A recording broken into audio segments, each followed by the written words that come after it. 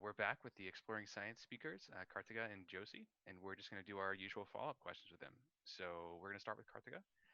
So what makes magnets stronger or weaker? Is it size, or do you have to charge it somehow? Yeah, that's a good question. So, when you create a magnet, the magnets that we use are electromagnets. So, depending on how much current is being sent into the magnet, it generates a stronger electric field. So, more current means a stronger electric field, and less current means less strong.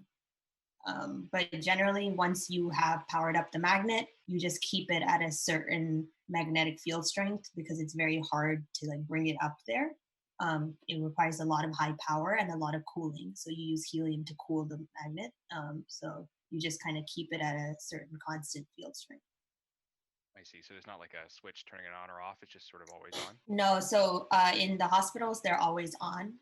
For the device that I showed you, we actually, because it's so low field, you can turn it on and off and it's not a problem. For higher field strengths like 3 Tesla or 7 Tesla, you keep it on and you never turn it off. I see. Okay. Well, that makes sense. That's why I've seen signs around MRs in Yeah. hospitals.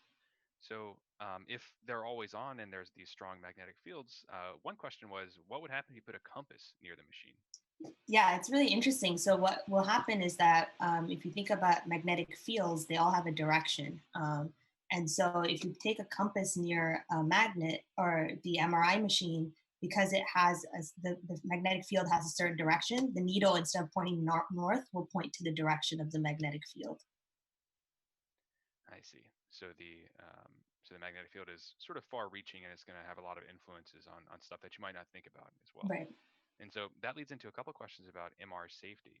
So do you have to be in a certain room to use an MRI? And if you're in that room when you're not supposed to be, could people be getting hurt from things like if they have piercings or braces or glasses or something like that?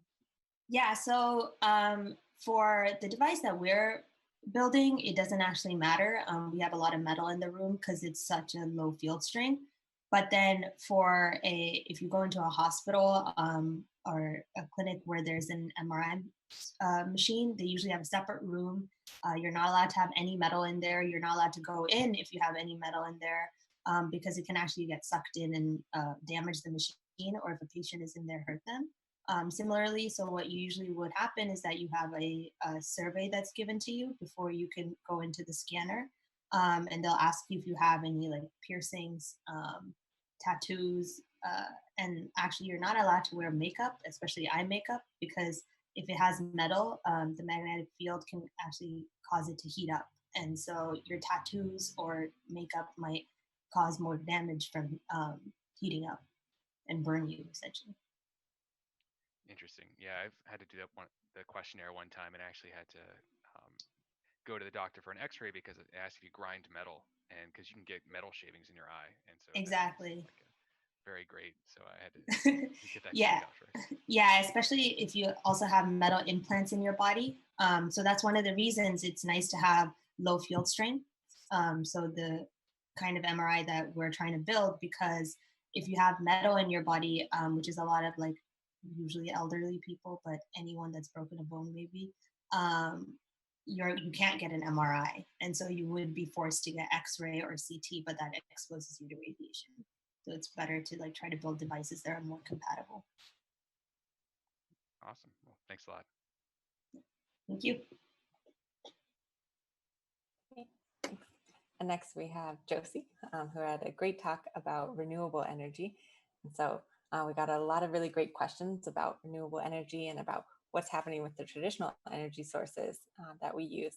So our first question was if you could explain a little bit more the graph you showed. It had like a lot of different locations, and then there were different colored bar graphs. So I was just wondering why some of the bars were red and some of the bars were like blue and yellow sometimes.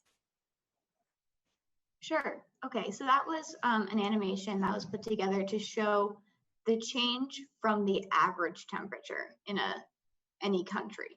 So each country has like what it normally is over like a long period of time, what the average temperature is. And then this is showing you how much it changes from that. So the blue graphs were showing you years that were colder, usually just maybe 1 or 2 degrees, but colder than normal for the whole year. And then bars that were like orange or red are a couple degrees warmer than the average.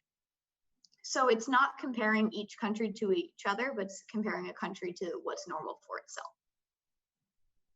Cool. So even places that were already pretty warm are getting even warmer, and places that were maybe cold are still colder than other places, but are getting warmer than they used to be. Exactly. Awesome. Great. And then we had a couple questions about what efficiency of your new renewable energy sources means. So when you said that solar or wind energy was like 45% efficient, what does that mean? Sure. Yeah. So that's a fantastic question, and something that we actually think about a lot in science. So what you're really measuring is, you can tell the amount of energy that, like, maybe one ray of sun, we call it a photon, one ray of sun has, like how much energy that has. And then you can look at how much energy the electricity that you get out has. And if you compare those two, if you get only half of the amount of energy out, then that would be 50% efficiency. And so for the wind, that's kind of the same. Like, you look at how hard the wind is blowing and how much energy it has, and then you look at how much electricity you get out of the turbine. And so those numbers are really good. Actually, the numbers for the fuels that I was talking about are a lot lower right now, because it takes like multiple steps to get from capturing the sun's energy to actually ending up with the fuel. Your efficiencies are really much closer to like 3%. So currently very small. But if we think about, we talked a little bit about comparing these systems to plants. We think about plants being really good at what they're doing, but they actually, photosynthesis is only about 1% efficient.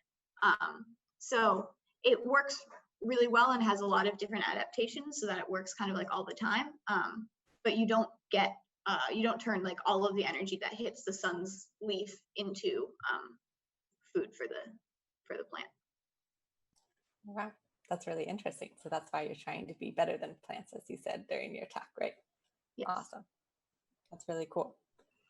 So another question was, when you're making these renewable energy sources, what are some of the things you take into account maybe to improve the efficiency? You talked about like putting them in the ocean or things like that. Could you just talk a little bit about what other factors you consider?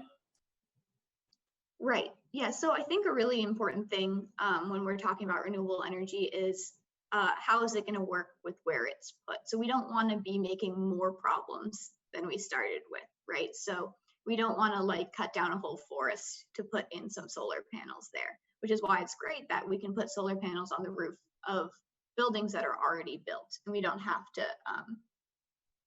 create new spaces for those. And so the idea of putting wind turbines out in the ocean works really well, because in that area there's plenty of fish in the water, but this won't bother them at all. And the spinning turbine in the air, there's no animals for it to get in the way of out there, or you don't have to cut down forests or something to put that in place. And then when we're thinking of other technologies like batteries, or even the catalysts in the systems that I'm working on, we want to think a lot about how toxic these materials can be, and if they are going to have like a negative effect on the environment in those ways. Great. Awesome. Those are really great questions. So I think that is pretty much everything people had asked about, except maybe one more kind of long-term location you could put them. What about putting some of these renewable energies into space? Yeah, actually, there already are a lot of solar panels in space. A lot of the satellites that are up in space do work off of solar power, because you can't be shipping like gasoline up to these space stations all the time, or to satellites. So they do work with solar panels. Awesome. Thank you so much. We're excited to see all the new renewable energy that we'll have hopefully very soon. Thank you.